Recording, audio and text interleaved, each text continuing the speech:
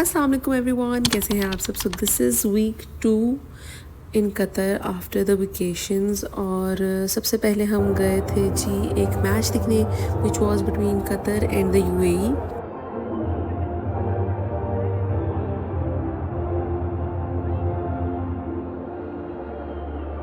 I think Qatar में रहने में सबसे ज़्यादा फ़ायदा ये मुझे लगता है कि आप कम से कम एज अ फैमिली मैचेस देखने के लिए जा सकते हो। फ़ुटबॉल के यहाँ पे बहुत मैचेस होते हैं, स्पेशली जब से वर्ल्ड कप का यहाँ पे माहौल हुआ है और वर्ल्ड कप हुआ है उसके बाद से कतर बहुत ज़्यादा इवेंट्स करता है, बहुत से फ़ुटबॉल मैचेस यहाँ पर होते हैं। So it's so nice to go और अपनी फैमिली के साथ इंजॉय करने में बहुत मज़ा आता है।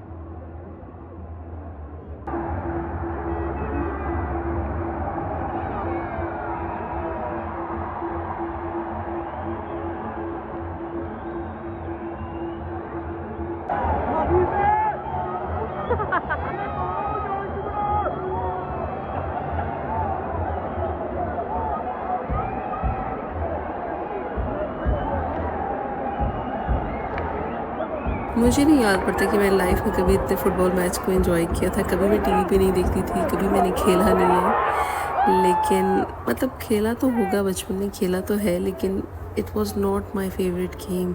लेकिन जब बंदा लाइव देखता है तो उसका मज़ा ही कुछ और है। फिज़िकली ग्राउंड में प्रेजेंट होने की वाइब भी कुछ और होती है। और वहाँ पर पूरे स्टेडियम में थोड़ा सा वो जो क्राउड है वो यूएई का था, और उनको अपनी जो है ना टीम को सपोर्ट करना काम आ गया, क्योंकि यूएई जो है वो मैच जीत गया था। 3-1 से वो जीत गए थे। तो बहुत मज़े का मैच था। हमें तो खैर फिर भी बहुत अच्छा लगा, क्योंकि ऑब्वियसली हम सिर्फ स्पोर्ट के लिए गए थे। फिर ये जो क्लिप है भाई, हम गए हुए थे ग्रोसरी करने के लिए। मैं बहुत कोशिश करती हूँ मैं ग्रोसरी करते हुए वीडियो बनाऊँ, लेकिन इतना मुश्किल होता है। बच्चे कभी किधर भाग रहे होते हैं, फिर चीज़ों पे भी ध्यान देना होता है, क्या लेना है, लिस्ट में क्या हो गया, तो वो सब चीज़ें रह जाती हैं। फिर अचानक से जी मुझे कॉल आती है एक दिन दोपहर को 12 बजे कि जी आप कल आ जाएँ और एडमिट हो जाएँ। तो क्योंकि आप लोगों को नहीं पता तो मैं बता दूं कि मेरी टॉन्सिलेक्टमी हुई है, और मैंने ऑलमोस्ट 1.5 साल से मैं सर्जरी के लिए मतलब मुझे रिकमेंड की हुई थी, और मैं अपने नंबर का वेट करी थी।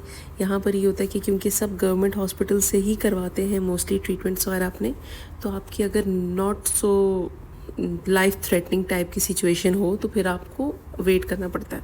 तो मैं कोई 1.5 साल से वेट कर रही थी, और मेरा एक बार पहले भी अपॉइंटमेंट आया था, नंबर आया था बल्कि सर्जरी के लिए, लेकिन मैंने ट्रैवल करना था तो मैंने वो कैंसिल कर दिया। फिर मैं वापस आई हूँ पाकिस्तान से, तो मेरा एक अपॉइंटमेंट था और मैंने बोला कि जी मैं तैयार हूँ, लेकिन उन्होंने बोला कि हम तैयार नहीं हैं, जब नंबर आएगा तो आपको बता देंगे। तो खैर मेरा नंबर आ गया, मुझे उन्होंने कॉल कर दिया। तो फिर मैंने सोचा कि चलो बच्चों का भी अभी नया नया स्कूल स्टार्ट हुआ है, let's get done with this. और सर्दियाँ आने वाली हैं, फिर से तबीयत ख़राब हो जाएगी। मुझे पता नहीं था कि इतनी पेनफुल सर्जरी होगी। उफ़ अल्लाह, मुझे नहीं लगता मेरा सिजेरियन इस तरह का पेनफुल था जितनी पेनफुल ये टॉन्सिलेक्टमी मुझे पड़ी है। तो ये जो क्लिप है ये तकरीबन रात की है, और मेरे ख्याल से रात के 9-10 बज रहे थे इस टाइम पे, और मैं बिल्कुल अकेली थी। तो मैं अपने आप को बहुत अजीब सा फील कर रही थी, obviously in pen, but not tonsils का और सर्जरी का पेन नहीं था। पेन मुझे असल में नीडल्स की वजह से, जो मुझे कैथेटर वगैरह लगा हुआ था उसका बहुत पेन था। एक हाथ पे लगा, फिर उधर ख़राब हुआ, फिर दूसरे पे लगा, तो उसकी तकलीफ़ से जो है ना मैं थोड़ा सा घबरा रही थी। देन मेरा फूड आ गया। तो खाने का ये सिस्टम होता है कि यहाँ पे आपको बाहर से खाना नहीं लाने देते, ऑब्वियसली ऑप्शनल होता है, लेकिन इससे मैंने कुछ इतना ख़ास खाना नहीं था, तो डॉक्टर की रिकमेंडेशन यही थी कि आप यहीं का खाना खाएँ और इसके अलावा कुछ मत खाएं। जो हमने आपके लिए डाइट डिज़ाइन की है वही आपकी इनटेक होनी चाहिए। तो मुझे क्या मिलता था, वो मुझे मिल देते थे जी एक जेली, और साथ में वनीला आइसक्रीम, जूस और पानी वगैरह बहुत ज़्यादा देते थे, लेकिन ऑब्वियसली मैं पी नहीं सकती थी। और जूस तो मैं बिल्कुल भी मैंने नहीं पिया, क्योंकि मुझे वो इतनी तकलीफ़ दे रहा था जिसकी कोई इंतहा नहीं है। अगेन मैं बोलूँगी कि टॉन्सिलेक्टमी करवाना एक बहुत ही पेनफुल प्रोसेस है। पहले आपको एहसास नहीं होता, लेकिन बाद में जब आप रिकवरी जो है ना इसकी बहुत ही ज़्यादा पेनफुल है इस सर्जरी की।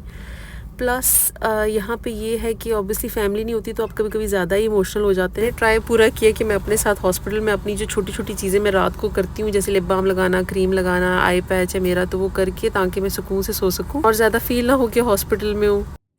मुझे हॉस्पिटल में एडमिट होने के लिए आई थिंक सुबह 7 या 8 बजे बुला लिया था उन्होंने, और कोई तकरीबन आई गेस 11 बजे तक मेरी सर्जरी हो गई थी, मतलब सर्जरी के लिए ले गए थे।